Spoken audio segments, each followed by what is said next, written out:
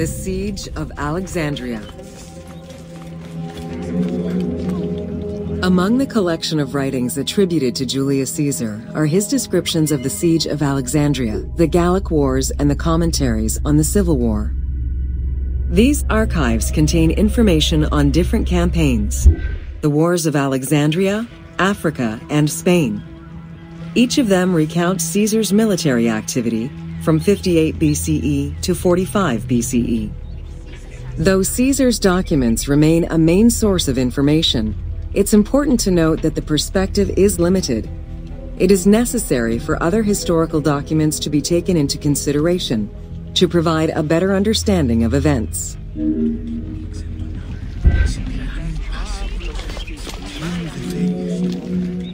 The Siege of Alexandria closely relays the events of the Civil War that led up to the event and describes how Caesar was besieged in the palace of the Ptolemies. Other ancient authors have left equally valuable and sometimes contradictory information.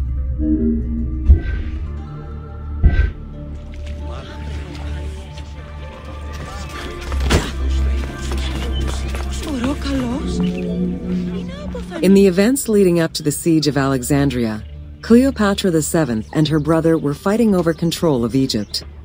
Young King Ptolemy XIII's regent, Pothinus, had firm control over the young pharaoh, and an outmaneuvered Cleopatra soon went into hiding. This set the stage for Pompey's arrival in Alexandria. Having lost his battle against Caesar in 48 BCE, the Roman general turned to his allies, the Egyptians, for safe harbor. But on the advice of Pothinus, Ptolemy XIII had Pompey assassinated in the hopes of earning Caesar's favor. This would turn out to be a most unfortunate decision.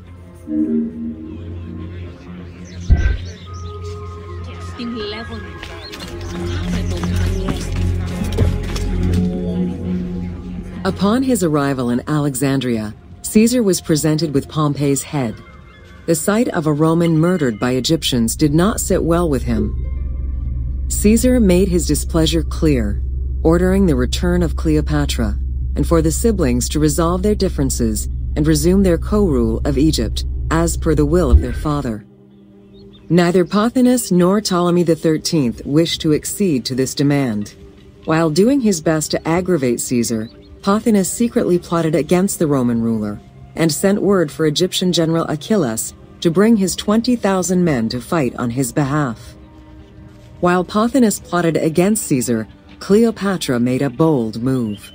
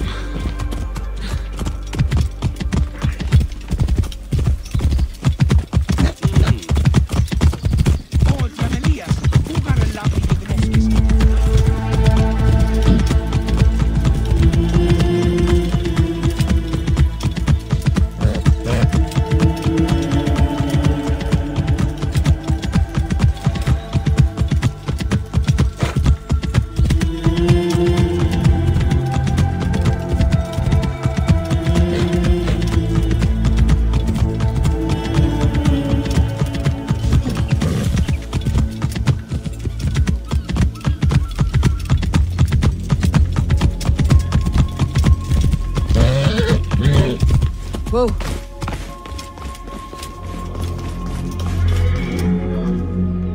There are various descriptions of the encounter between Caesar and Cleopatra. One report states that she snuck into the palace alone at night. Another account claims she was accompanied by an ally and was brought inside the palace wrapped in a carpet bag. Though exactly what happened at this fateful meeting is up for debate, what is known is that Cleopatra met with Caesar and earned his approval. Pothinus and Ptolemy XIII were most vexed with this turn of events.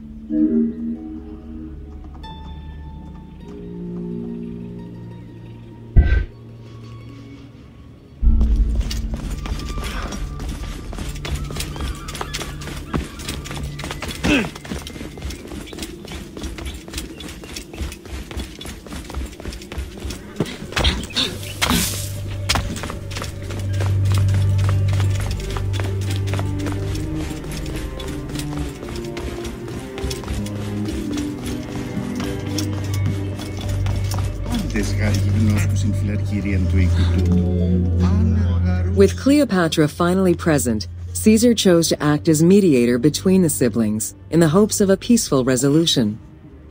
It did not take long for things to sour. During a banquet given to celebrate the reconciliation, there was an assassination attempt on Caesar. It was the Roman leader's own barber who thwarted the attack. Once it was revealed that the king's regent, Pothinus, had ordered the attack, Caesar had him executed. He then placed the young king under guard.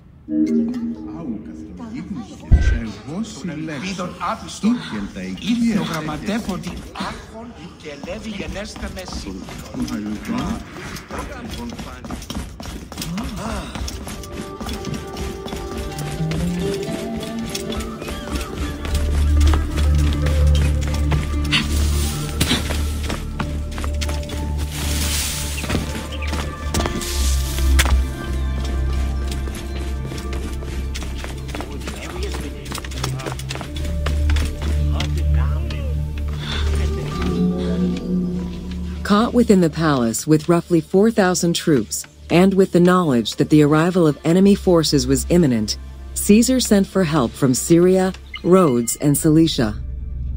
He ordered his men to dig a ditch around the palace and build a wall leading to the harbor. This would ensure Caesar's access to the sea. When Egyptian General Achilles arrived in the city with 20,000 men, the battle for Alexandria began.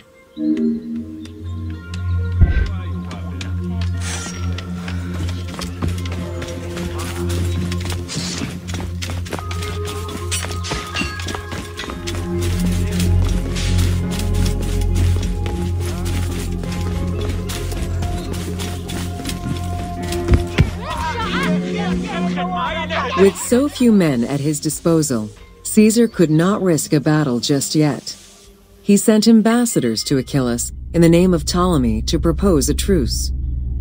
Knowing that the orders did not come from the young king, and angered by the pharaoh's imprisonment, Achilles had the messengers assassinated.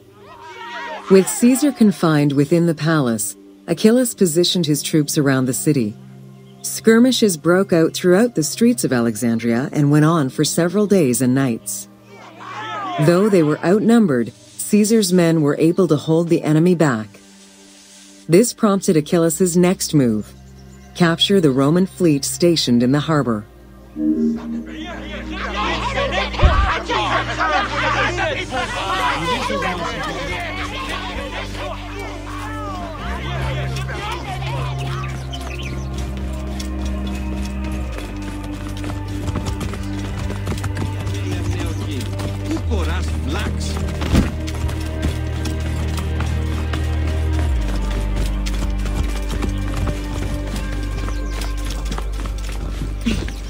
Πότε διδάσκεσαι σε Λάτβιν, μήπως πρώην και εκθές?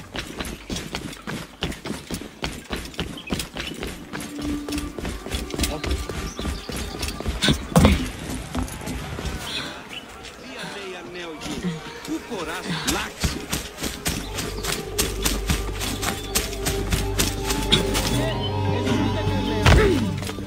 Ιδέως έχω απαπταξουιόνε.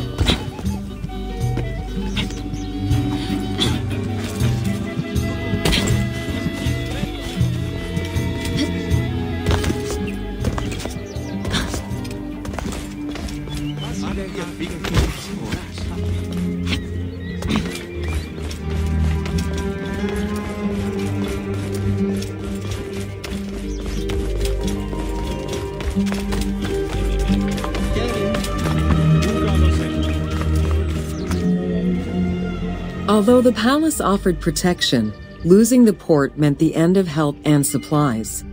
Caesar knew he had to protect the fleet.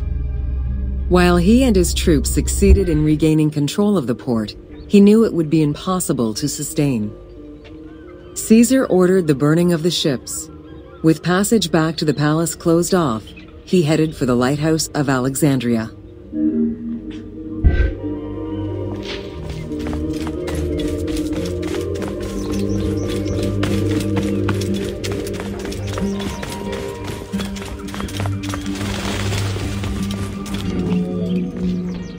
Fighting their way through the Egyptian troops, Caesar and his men eventually reached Pharos Island. There, they took refuge within the lighthouse. With easy access to the open sea, Caesar was able to send messages to his allies requesting reinforcements and more supplies. The island fort also allowed him to control access to the harbor by relying on the chains used by the Egyptians to control ship traffic to and from Alexandria's docks.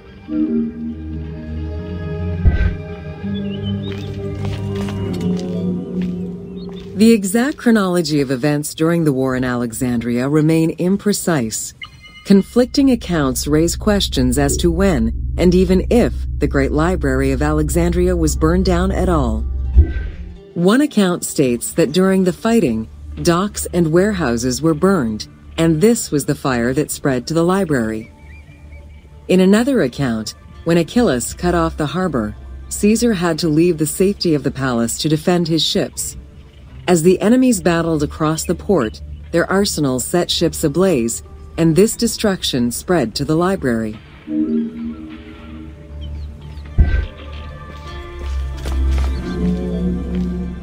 In either case, the Great Library was not completely destroyed.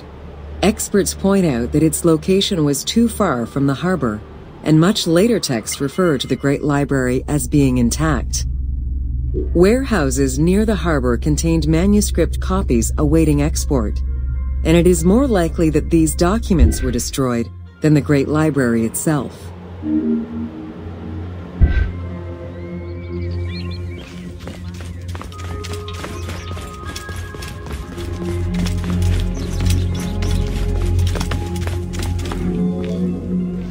The destruction of the Great Library may have been due to a number of fires over the ages. Its end was probably closer to the 4th century CE, when the Christian Emperor Theodosius I ordered the closure of all pagan temples. While some documents survived after being moved away, it remains unclear just what knowledge may have been lost.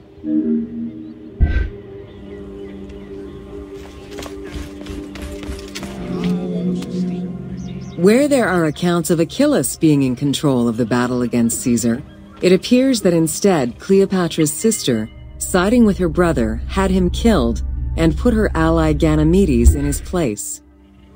Ganymedes proved a valuable tactician for the Egyptian side. It was his idea to cut Caesar's access to the harbor, thus trapping Caesar at the palace.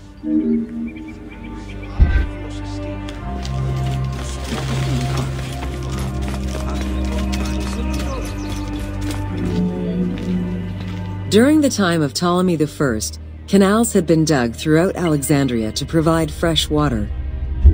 Ganymedes had his men take control of these canals. After isolating their own water supply, he had his men pour salt water into the canals and cisterns that led to Caesar's camp.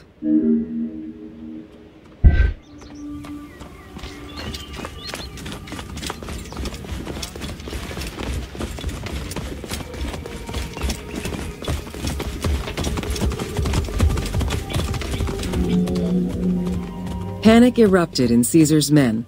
They wouldn't last long without fresh water. Recognizing that the porous limestone could help them, Caesar and his men dug wells to restore their water supply. Days later, the 37th Legion, comprised of Pompey's soldiers, arrived by ship. Unable to come ashore due to the winds, Caesar risked going out to meet them on the peninsula, Cape Chersonese. When the enemy learned Caesar's location, they rushed to intercept. Despite an obvious advantage for the Alexandrians, Caesar, with a Rhodian ship full of skillful sailors, emerged victorious.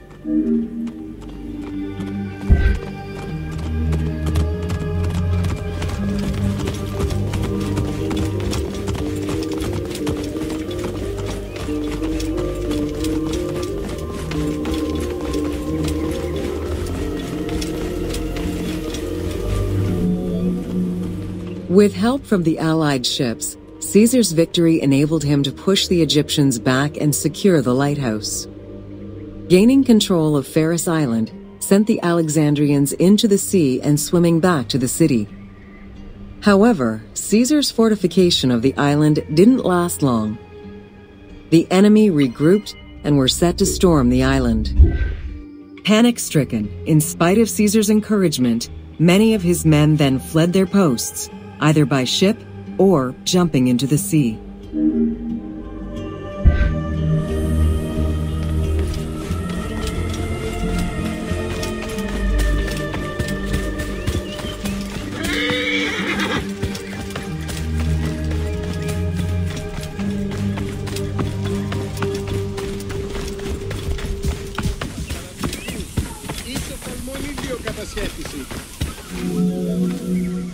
Caesar attempted to retreat, but Port Eunostos' harbor was overrun with enemy ships, preventing escape.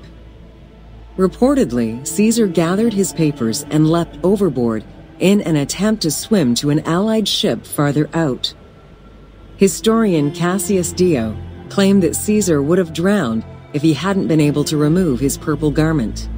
Still, he managed to swim the distance and survive. The Alexandrians recovered the cloak and used it as a trophy to commemorate the Roman debacle.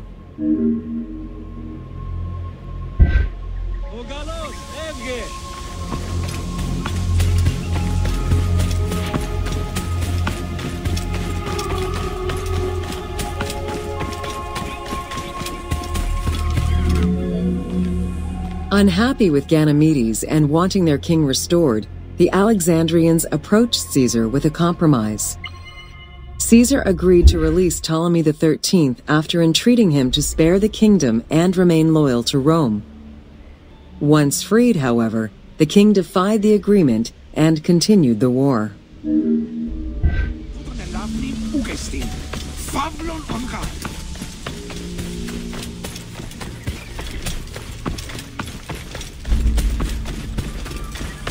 Παύλε, αμελή άνθρωπε, ου κοράν δύνασε.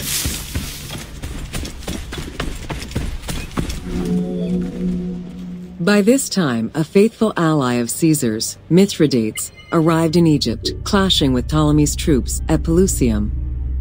Outnumbering the enemy, Mithridates secured the region between Pelusium and Alexandria.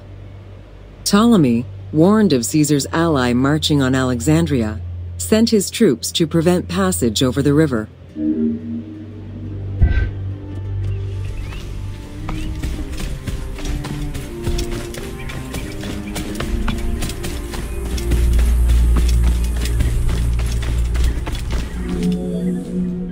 Mithridates warned Caesar in time, and the two groups confronted the armies of Ptolemy in the Delta. In the Battle of the Nile, the Romans gained the upper hand, sending the Egyptians fleeing. In the tumult and panic, King Ptolemy XIII drowned in the Nile.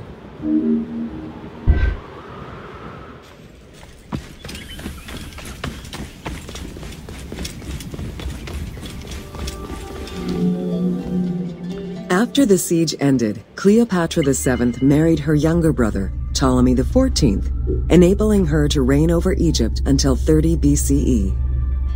Under her rule, Alexandria settled into its position within the Roman Empire and eventually surpassed Athens as one of the most important cities in the Roman Empire.